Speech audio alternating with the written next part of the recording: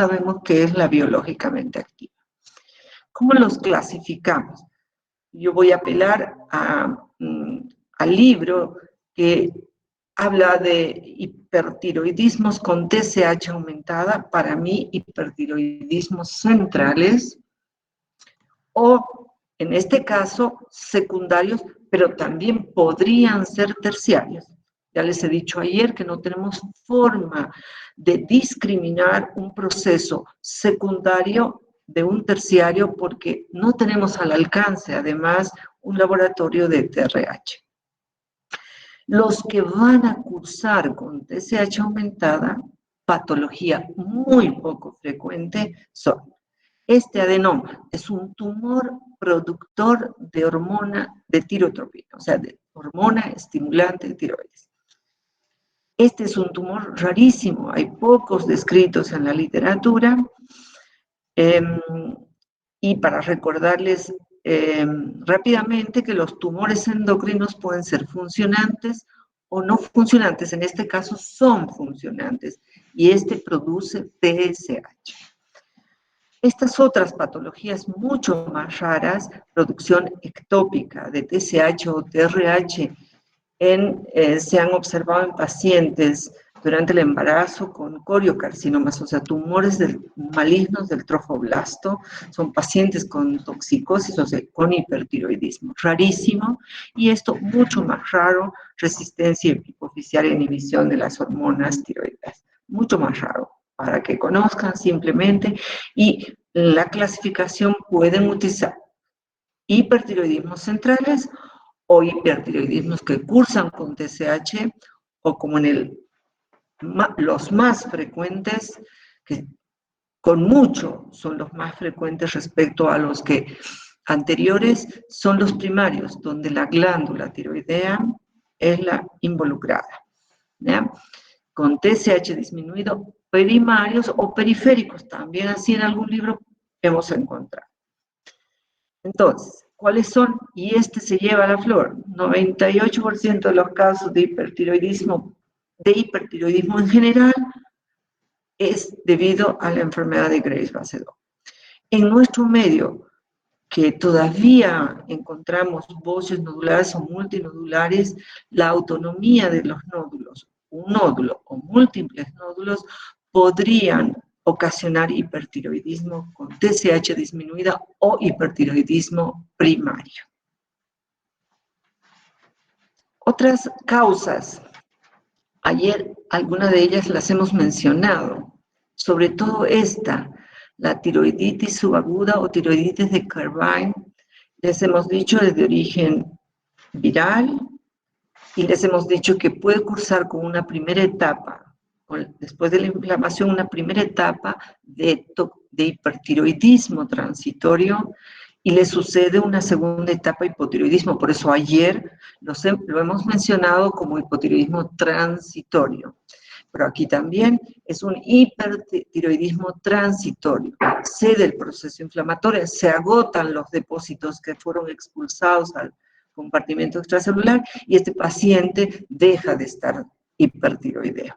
No olvidarnos que es transitorio y en la mayor parte de los casos no requiere que le demos antitiroideos. Tal vez, si hay mucha taquicardia, un beta bloqueante, y lo más importante en esta tiroiditis, ayer lo dijimos, antiinflamatorios, generalmente esteroideos a dosis importante para lograr la desinflamación de la glándula. Tirotoxicosis por yodo. Cuando utilizamos una carga de yodo importante, podemos generar un periodo transitorio, no inmediato, más bien posterior hasta que se incorpore el yodo a la glándula y todo, pasan horas y días. Podemos tener una fase transitoria de tirotoxicosis por el aporte excesivo que le hemos dado a nuestro paciente con compuestos orgánicos o inorgánicos que tengan componente con el yodo. Esta tirotoxicosis por administración de hormona tiroidea. Ayer también hemos hablado de que si yo tengo una paciente a la que hemos hecho tiroidectomía y deja de tomar su hormona tiroidea, va a ser hipotiroidismo, ¿verdad? Hoy estamos hablando de la situación contraria, que este paciente esté tomando y esté tomando además dosis excesiva de hormona tiroidea, lo que genera una hipertiroxinemia y como consecuencia hipertiroidismo. Y esta es una situación, hace rato ya lo había comentado, estos estrumas ováricos, tumores ováricos que tienen contenido tiroideo, tejido tiroideo ectópico, o metástasis de carcinoma folicular, es decir, yo tengo un paciente operado, tiroidectomizado, le estoy dando terapia sustitutiva y de pronto, después de estar varios años estables con la dosis, empieza a dar signos de hipertiroidismo. Cuidado, que me exigen además retirarle o disminuirle la dosis de sustitución que estaba recibiendo.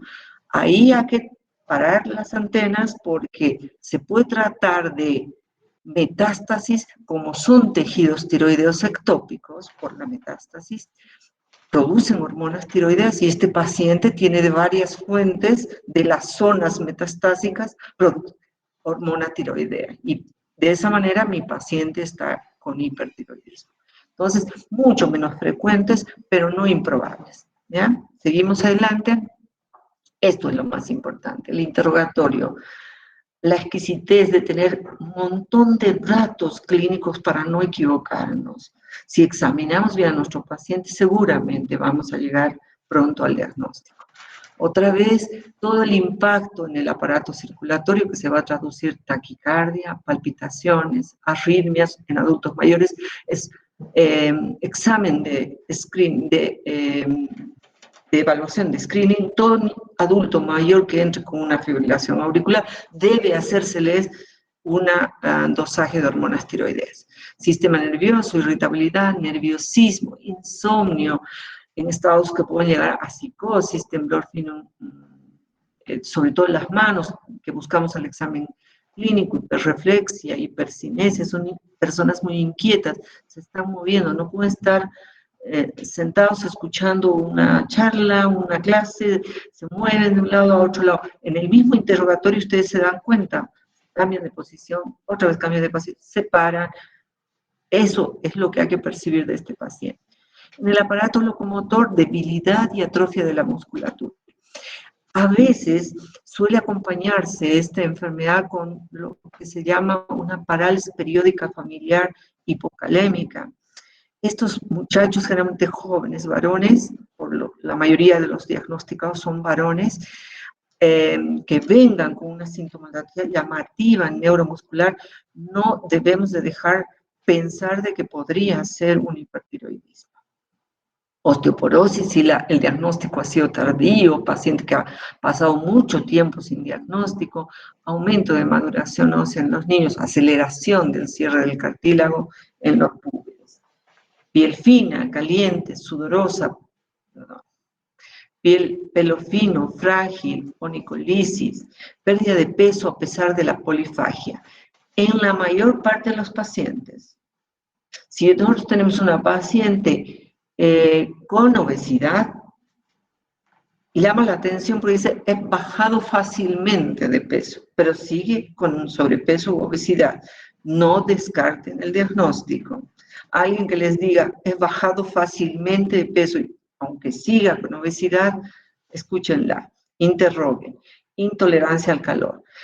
Esto lleva a que muchos pacientes, esta sintomatología, lleva a que muchos pacientes son diagnosticados al inicio del verano, al inicio de primavera, cuando el calor, la temperatura ambiente empieza a aumentar, empiezan a estar intolerantes.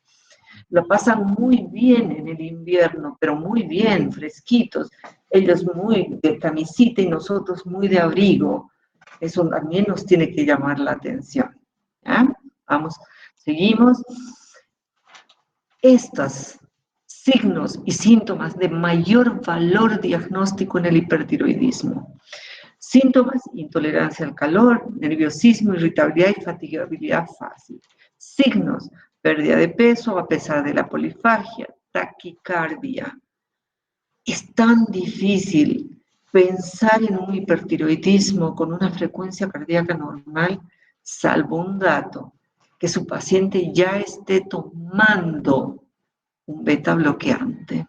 sobre todo los que somos del área médica, farmacéuticos, bioquímicos, odontólogos y peor médicos, solemos manejar eso, estoy taquicárdico, me tomo. Y cuando nosotros lo revisamos al paciente 80, 76, 84, no está tomando ningún, sí, tomé esto, cuidado, esto de la taquicardia debemos siempre limpiar este signo clínico si no está enmascarado por el uso de un beta bloqueador. Bocio, aquí sí, a diferencia de la tiroiditis de Hashimoto, el hipotiroidismo por tiroiditis, no siempre vamos a encontrar bocio. Es más, hemos dicho, podemos encontrar atrofia de la glándula, ni encontrarla al examen clínico. En cambio, en el hipertiroidismo, para mí este es el órgano efector. Este nos debe revelar, debe estar presente, en mayor o menor tamaño de los que hemos revisado ayer, pero debe estar presente. Salvo que sea un hipertiroidismo por uso excesivo de hormona tiroidea en alguien que está tiroidectomizado. Ahí, claro, ni vamos a encontrar bocio, por supuesto, si le sacaron la glándula tiroidea. Y lo único que están haciendo es darle excesiva dosis de hormona tiroidea. Temblor, debilidad muscular, piel húmeda caliente, aumento en la frecuencia de evacuaciones, hiperquinesia. A tomar en cuenta y buscar, preguntar estas cosas. Unos 2 o 3 diapositivas a esta enfermedad, que es la causa más frecuente de hipertiroidismo. Ahí está el porcentaje y yo me atrevería a decir, superamos el 90% de los casos de hipertiroidismo por enfermedad de Graves. La enfermedad de Graves supera el 90% de los casos de hipertiroidismo. Es 5 veces más frecuente en mujeres que en varones. Ojo, la tiroiditis es más, 8, 1, 10, 1, esta 5 a 1. Edad de presentación, ahí está. Etiopatogenia, ya todos sabemos, es una enfermedad autoinmune, tiene una triada característica, aunque aquí hay 4 elementos, los que generalmente nos faltan son estos. Un bocio con grado diferente, desde un grado 1A, 1B, 2, 3, que tiene la característica de ser difuso. Pero cuidado que estemos excluyendo si además está metido un nódulo tiroideo, ¿verdad? Ante un nódulo más, tenemos 2 patologías que investigar. La enfermedad de Graves vaso y además tener claro que ese nódulo tiroidea, va a ser el tema de mañana, no sea una neoplasia maligna. Pero la característica pura de la enfermedad de Graves base 2 no asociada a tumores tiroideos es un bocio difuso. Hipertiroidismo, todo lo que acabamos de ver en la diapositiva anterior, compromiso oftálmico, que se llama así, oftalmopatía tiroidea, y en algunos casos también, como la fotito esta que estamos viendo, hay dermopatía, no en todos, es 1/3 de los pacientes pueden presentar, y mucho menos acropatia. Listo. Seguimos.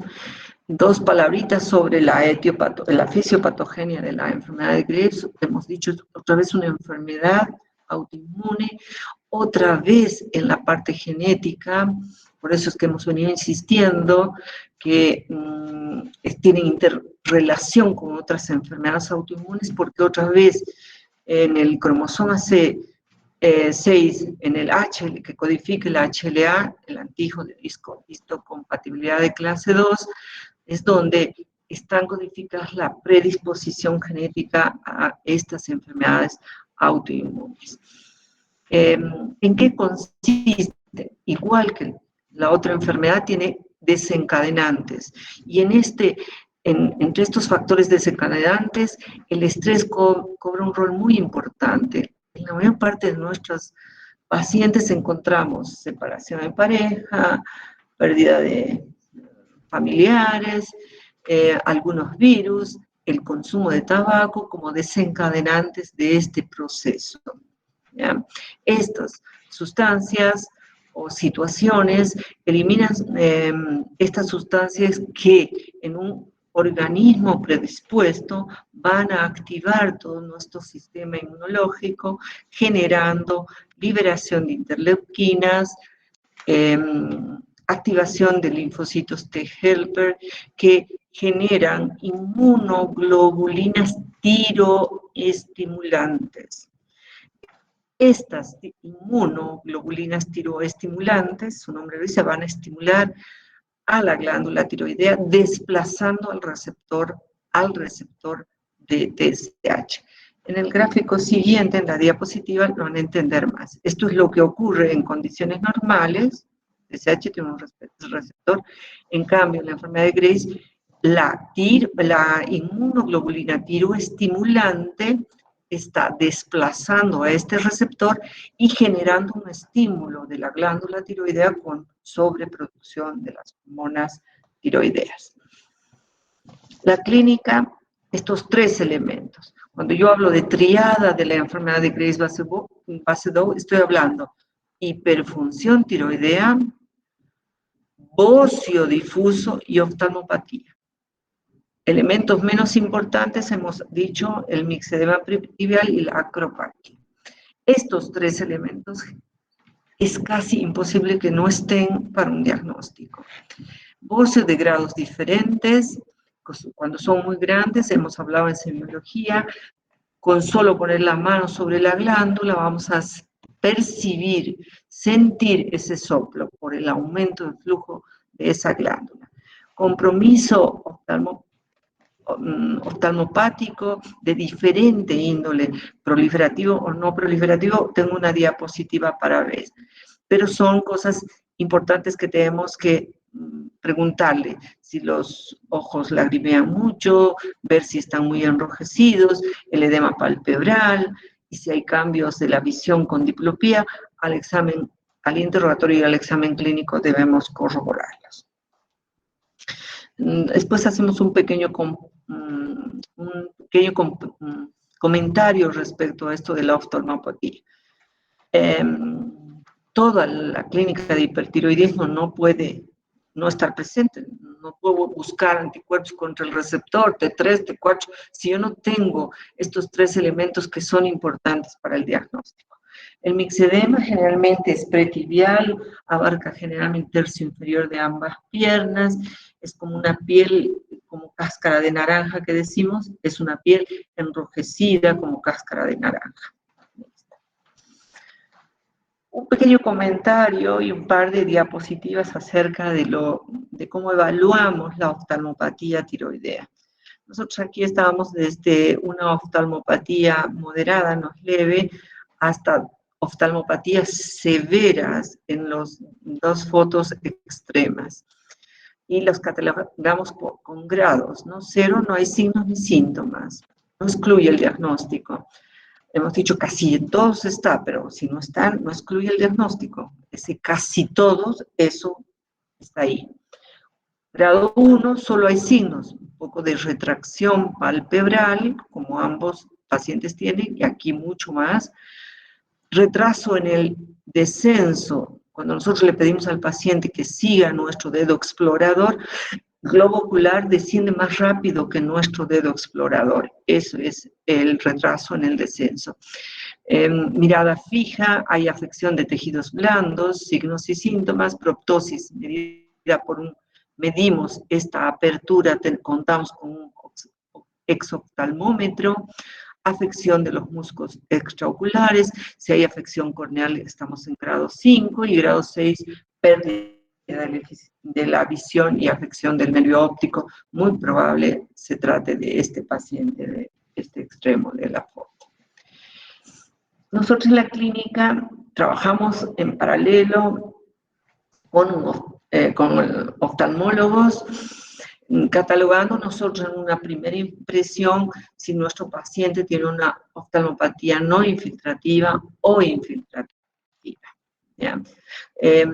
Esta no infiltrativa son los signos básicos, leve proptosis, retracción, leve edema bipalpebral, un poco de inyección conjuntival. En cambio, una oftalmopatía infiltrativa es mucho más severo, con diplopía importante y que pueden llegar a la ceguera importante, ceguera en la visión. ¿Ya?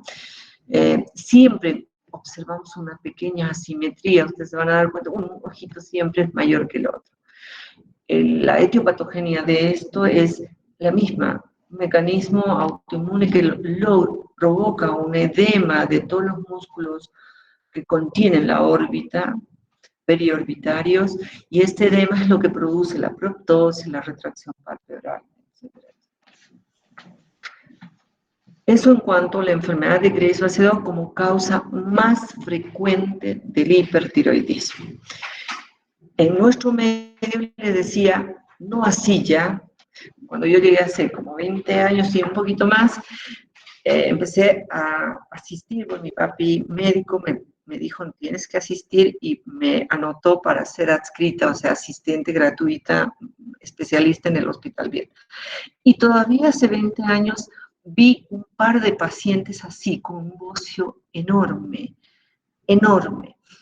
Estos son los bocios que pueden lograr autonomía de los nódulos y cursar con hipertiroidismo. No es infrecuente. No vemos ya personas con semejante cantidad de bocios. ¿Cuál es la causa? ¿Por qué? Hay varios factores genéticos, consumo de yodo, factores de crecimiento, sustancias bociógenas. En el oriente tenemos la yuca como una sustancia bociógena. Hoy también se le atribuye a la soya cierta acción bociógena por los contenidos que tiene. Entonces hay que investigar eso, o que pertenezca a una zona muy lejana a las zonas donde la sal se comercializa como sal iodada y todavía se siga consumiendo. En ese caso, el paciente va a tener bocios enormes, pero generalmente hipotiroidismo, ¿ya? O que, estando consumiendo bajo contenido de yodo o nada, migre a una ciudad y empiece a consumir sal iodada.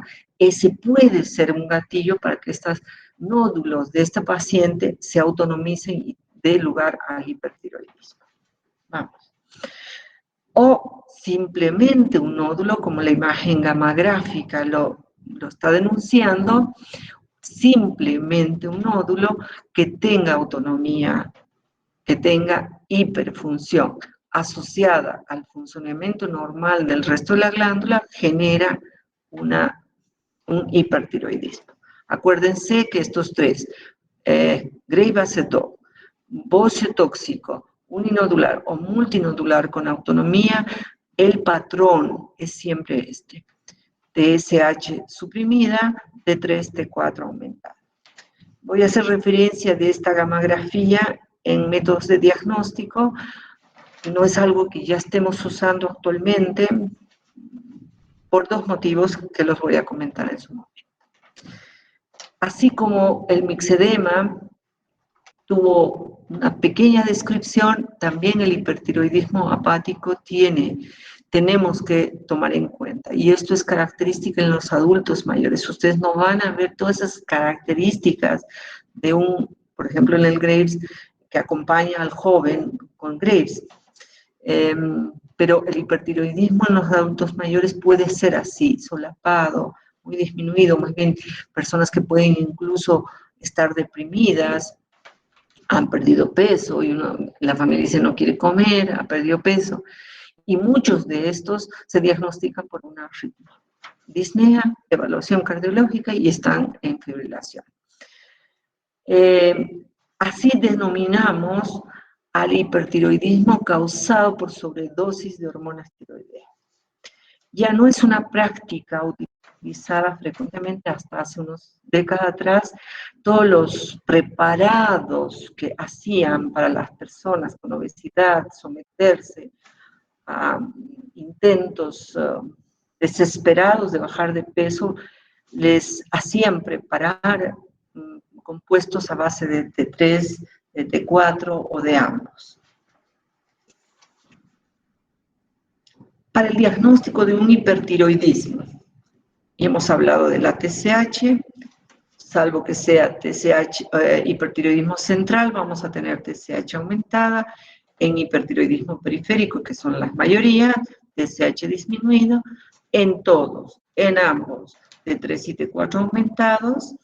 anticuerpos para catalogar correctamente a nuestro paciente como un hipertiroidismo por enfermedad autoinmune. Y este estudio, que dejamos de utilizarlo, porque también una imagen ecográfica que tenemos a mano de bajo costo nos permite evaluar la estructura de la glándula y saber si estamos frente a un bocio difuso, un bocio nodular o un bocio multinodular. Pero la ecografía solo nos puede decir eso, la estructura, no la funcionalidad. En cambio, esto está hablando un tanto de la estructura, pero mucho de la funcionalidad, mucho. Sabemos que el metabolismo de un hipertiroidismo, de todos los hipertiroidismos, está aumentado, ¿no? Captan la sustancia que se utiliza, que puede ser tecnesio 99 o yodo 131, es captado rápidamente, a mayor velocidad que una tiroides normal, e intensamente. Esta es la característica, miren, es un bocio difuso. Ambos lóbulos están captando rápidamente el radiotrazador que se utilizó en forma casi uniforme. En cambio, un bocio nodular con hipertiroidismo, este nódulo autónomo hiperfuncionante casi se lo come, pero capta, agarra toda la sustancia radioactiva que le hemos dado para trazar. Entonces nos está hablando un poco de la estructura, pero mucho de la funcionalidad. Y finalmente lo mismo pasa con un multinodular hiperfuncionante. Aquí hay 3 nódulos que se agarran todo el radiotrazador. Y para eso sirve hoy día la gamografía. Está limitada a eso y al uso del cáncer tiroideo. Pero en hipertiroidismo casi no pedimos, salvo que estemos con una estructura alterada, que sea un multinodular tóxico o un nodular tóxico, nos va a permitir discriminar de esta manera ante qué estamos, ¿ya? No usamos de rutina, está limitado a estos 2 grupos, porque con una ecografía más TRAB positivo, ecografía de bocio difuso, clínica de bocio difuso y toda la tríada característica, nuestro diagnóstico de enfermedad gris base 2 está dado. ¿Se entendió? Seguimos. 2 palabras sobre tormenta tiroidea, porque no se nos tiene que pasar. Si a un paciente con hipertiroidismo no diagnosticado se lo somete a una situación de estrés severa, vamos a poner neumonía por COVID, el paciente no sabía que tenía hipertiroidismo,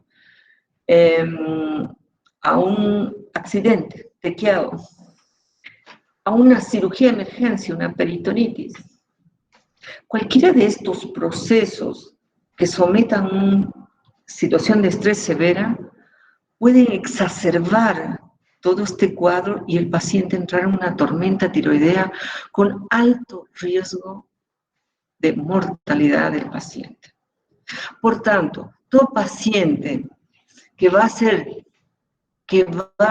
ser tratado por diferentes patologías, no dejen de explorar íntegramente. Si está muy taquicárdico y tu paciente no está febril, por favor, pueden pensar de que puede tratarse un hipertiroidismo. No dejen de pensar. Y nosotros, para mandar a operar un paciente hipertiroideo, van a ver que es una posibilidad la cirugía, primero tenemos que frenar su hipertiroidismo, porque el solo administrar anestesia puede desencadenar una tormenta y muerte durante la cirugía. Entonces, todas estas sustancias posparto, infecciones graves, traumatismos, cirugías de urgencia, pueden llevar a una tormenta que puede poner en riesgo la vida del paciente.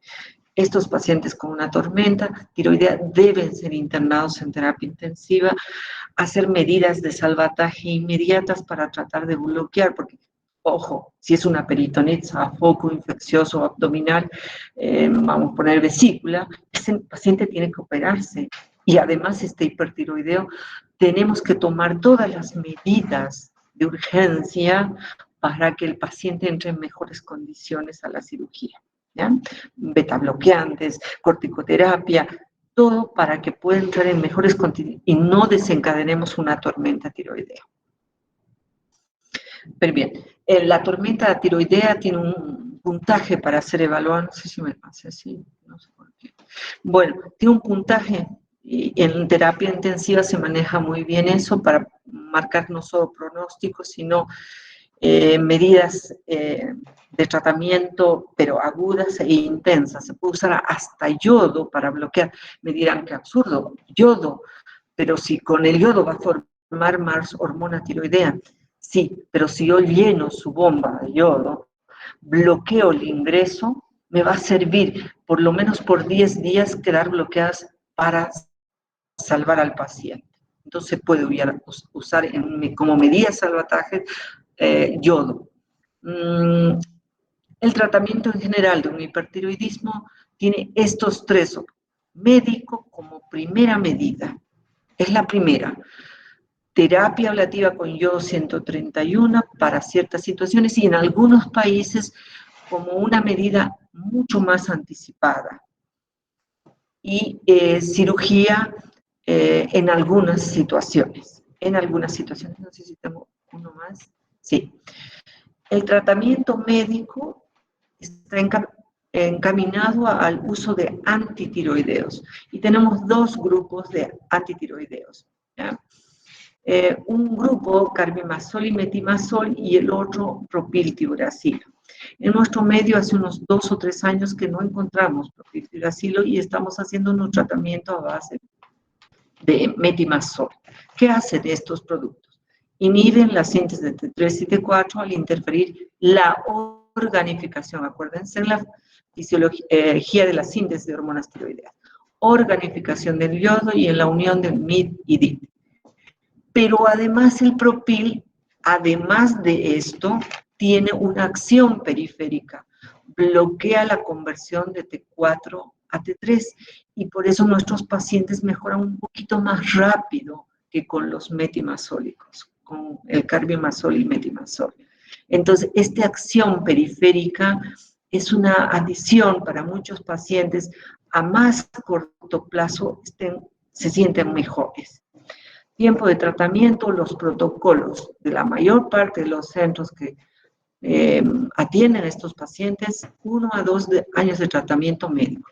Yo voy a dar antitiroideos 1 a 2 años siempre y cuando no tenga en la vigilancia periódica, cada 3, 4 meses, transaminasas, hemograma, ya vamos a saber por qué, vigilando estrechamente. Si no tengo complicaciones en el tratamiento médico, hay que darle el chance a que con los antitiroideos la enfermedad remita. Dicen que 1/3 y no más de un tratamiento correcto de 1 a 2 años constante, sin complicaciones, puede lograr eso. No más de 1/3 parte de nuestros pacientes remiten la enfermedad. Estos son los grandes inconvenientes de los antitiroideos. Los dos que están sellados en negrilla, también alergias, también artralgias, gastritis, pero básicamente los que tememos, por lo que siempre, cada 2 o 3 meses pedimos un hepatograma, pedimos unos glóbulos blancos, son estos dos. Y estos dos serían la causa para interrumpir nuestro tratamiento médico y tomar la segunda escala de tratamiento. En otros lugares donde tienen buen manejo del radioyodo, nosotros Cochabamba no tenemos un centro que maneje radioyodoterapia. Hacen una primera etapa de antitiroideos y los llevan, salvo las embarazadas por supuesto, y los llevan a yodo radioactivo en niños, adultos y ancianos. Prefieren a estar vigilando durante 2 años con un seguimiento, con un hemograma, transaminasas, hacen eso. Ese es un esquema. Pero en la mayoría de los centros utilizamos esto. Le damos el chance que la enfermedad pueda remitir sin el uso de radioyodoterapia. Junto con los antitiroideos no tenemos que olvidarnos que en la etapa inicial, porque los antitiroideos van a tardar en lograr disminuir la síntesis de hormonas tiroideas, van a tardar 1 a 2 semanas.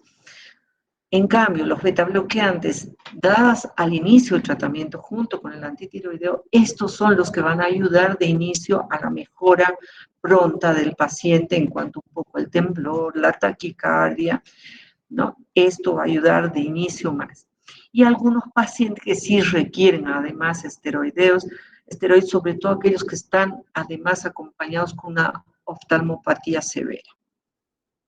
Yodo orgánico en ciertas situaciones, a veces para preparar antes de la cirugía o en casos que hemos hablado hace rato de una tormenta tiroidea que yo necesito sacarlo de esa situación de urgencia y puedo utilizar en forma aguda productos de yodo.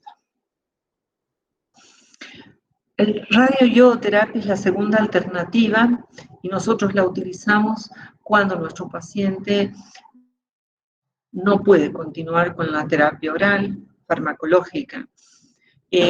No tiene contraindicaciones. Es más el miedo a decir radioyodoterapia, ¿no? Radiación. Es el miedo a la palabra. ¿Ya? Esto muy bien tolerada. Las dosis que damos para un hipertiroidismo versus las que damos para el cáncer son mucho más bajas. En Bolivia manejamos un protocolo de 15 milicurios de yodo radioactivo para pacientes con Graves Basedow que no pueden continuar con el tratamiento farmacológico o que hicieron una terapia correcta de 1 a 2 años, suspendimos y recidivaron. Ahí también hay que pensar en este tratamiento, ¿ya?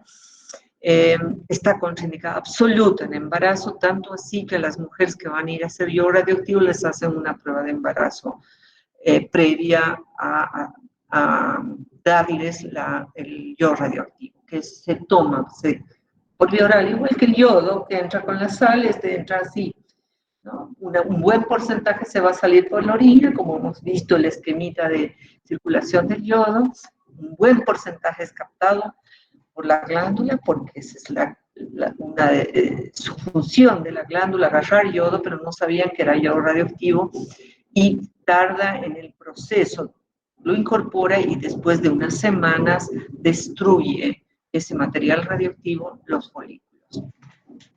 No se puede dar en embarazo ni en lactancia.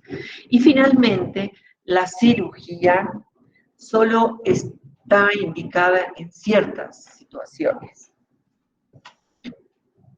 Embocios grandes, de gran tamaño. Estamos seguros que en esos bocios es muy difícil, ni con los 2 años de tratamiento, frenar, porque hay mucha masa tiroidea, ¿ya? Los ponemos eutiroideos y les planteamos la cirugía.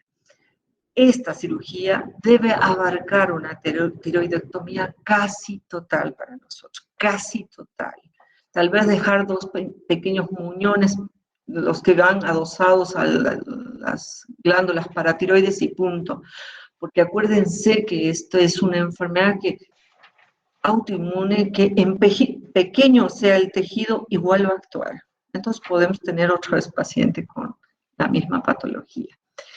En adultos jóvenes con bocio multinodular, si yo tengo un hipertiroidismo más un nódulo tiroideo hiperfuncionante o bocio multinodular grande, para mí la decisión de la cirugía es la indicada y creo que compartimos con las indicaciones generales de gente que estudia miles de casos. Alternativa en el tratamiento cuando fracasa el tratamiento médico y cuando existen efectos colaterales o incumplimiento terapéutico. También muchas veces decidimos cuando la oftalmopatía es muy severa, chicos, la radioyodoterapia agrava mucho la oftalmopatía. De ahí que en ese tipo de pacientes preferimos elegir la cirugía una vez que lo hemos puesto un tiroideo para que no tenga ninguna complicación intraoperatoria, mandamos a operar. Y finalmente, aquí no deben olvidarse anunciar que la radioyodoterapia produce en el 99.9% de los pacientes hipotiroidismo. Debemos explicar al paciente que después de la radioiodoterapia y de la cirugía, que involucra casi el total de la glándula tiroidea, el paciente de por vida debe usar terapia de reemplazo con hormona tiroidea. Es importante porque el paciente dice, pero a mí no me dijo, ahora voy a seguir tomando tabletas. Hay que explicarles la gran diferencia entre un antitiroideo y la hormona tiroidea. La hormona tiroidea dada a dosis correctas de sustitución es muy noble. No produce granulocitosis, no produce hepatopatía, alergias, gastritis. En cambio, un antitiroideo nos puede ocasionar todas las complicaciones que hemos mencionado. Creo que con eso hemos terminado. Tenemos algunas preguntas, estoy acá. Si quedó algo flotando que no se entendió, podemos volver a pasar la diapositiva, explicarla.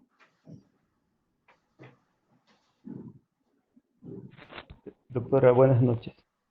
Una consulta, doctora. ¿El término hipertiroidismo es sinónimo de tirotoxicosis? ¿Hay alguna diferencia o cuál es la definición? Tenemos una de las diapositivas y por ahí te la voy a subir y tal vez. Pero te voy diciendo, lo he dicho ayer, lo digo hoy también, y es eso. Cuando yo estoy diciendo hipertiroidismo, yo me estoy refiriendo a un cuadro clínico, como dice la definición. A ver, vamos a la definición, acá estamos. Situación clínica caracterizada por un exceso de la acción de las hormonas tiroideas sobre los diferentes tejidos. Aquí no dice si es exógena o endógena, ¿verdad?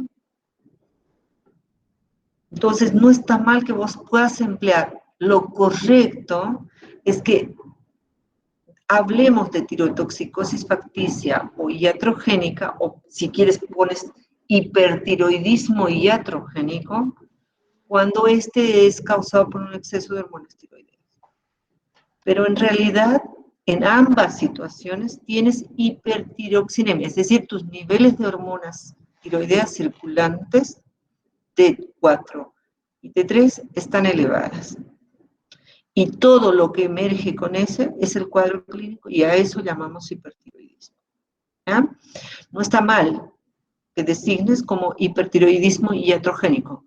Está correcto decir tirotoxicosis facticia cuando el paciente está hipertiroideo por uso de dosis excesivas de hormona tiroidea. ¿Ya? Pero no es, nadie te va a decir, no, eso es incorrecto. Si yo te hago una pregunta en un examen de selección, no está incorrecto. Pero si yo te pongo, ¿verdad? Tirotoxicosis facticia es el cuadro clínico de exceso de hormonas por, y ahí podemos especificar a qué. Porque la glándula produce mucho, te pongo una selección. Porque la paciente usa en dosis excesiva hormona tiroidea y ahí está claro cuál es la respuesta. ¿Alguna otra pregunta? Hola.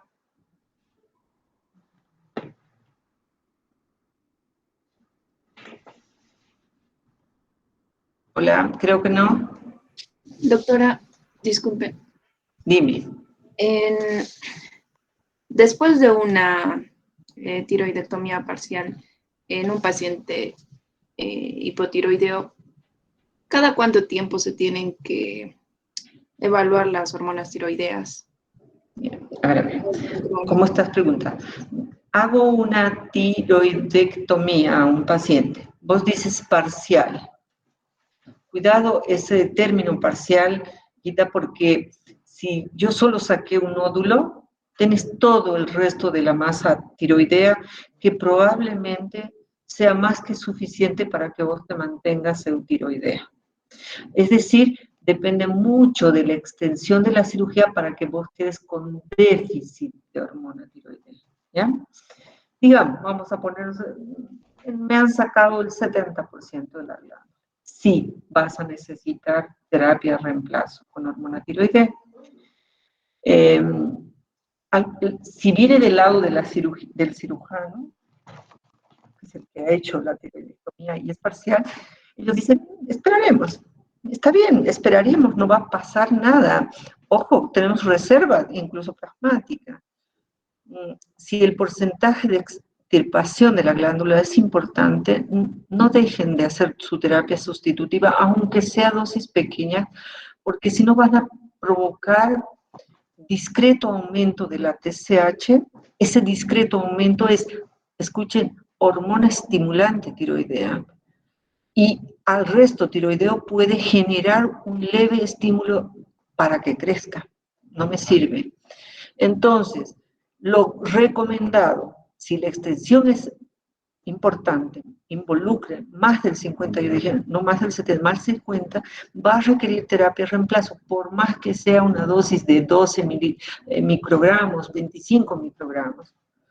No importa, va a requerir.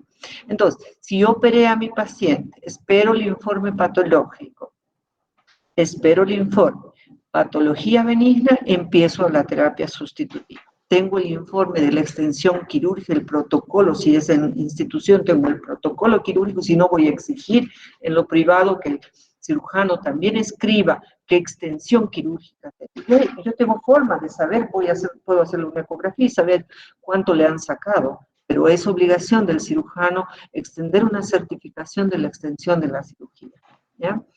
Entonces empiezo la terapia sustitutiva. Y ayer les decía, la terapia sustitutiva, yo la puedo hacer rápido si mi paciente es joven, va a tolerar bien. Lo controlo cada 4 semanas clínicamente, ya encuentro eutiroideo y dosifico para que bioquímicamente esté constatando que él esté eutiroideo. Si es un adulto mayor, la terapia de reemplazo y el incremento de la dosis lo voy a hacer más gradual. Peor aún si mi paciente tiene arritmia. Más lenta va a ser la reposición. Le puedo pedir, venga en un mes, aumente un poquito, lo reviso, vuelvo a aumentar, y si creo que clínicamente ya está bien, pues le pido su perfil tiroideo, SHT4, y los ajustes pequeños lo voy a hacer en base a ese laboratorio, porque probablemente ya no encuentre datos clínicos que me digan, le seguiré aumentando la dosis. Y ahí sí necesito del apoyo del laboratorio para que yo tenga una TSH en equilibrio y una T4 óptima que permita que la TSH también quede en el punto medio, ¿no? Si es una patología benigna, yo no necesito darle de la media arriba, necesito darle de la media y listo, no más ni menos en la terapia de reemplazo. Otro es el cantar en el cáncer tiroideo, que mañana lo vamos a ver, ¿ya? Ahí sí necesito que la TSH esté muy aplanadita, y para eso le tengo que dar un poquito más de hormona tiroidea, para frenarla, para que no estimule a ningún resto tiroideo que pudiera haber quedado en el paciente. ¿Otra pregunta?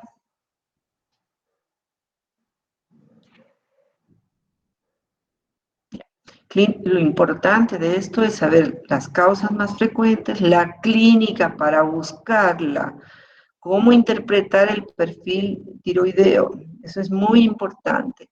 Pesquisar a nuestra población de riesgo de enfermedades autoinmunes, las de ayer y las de ahora, siendo la tiroiditis de Hashimoto y la enfermedad de Graves-Basedow las más frecuentes en ambas disfunciones, o sea, para hipofunción, tiroiditis de Hashimoto, para hiperfunción, enfermedad de Graves-Basedow. No se olviden de interrogar antecedentes familiares si son conocidos, antecedentes personales, medicamentos que se ingieren. No debemos dejar de interrogar eso. ¿No hay alguien más? Si no, no hay más preguntas.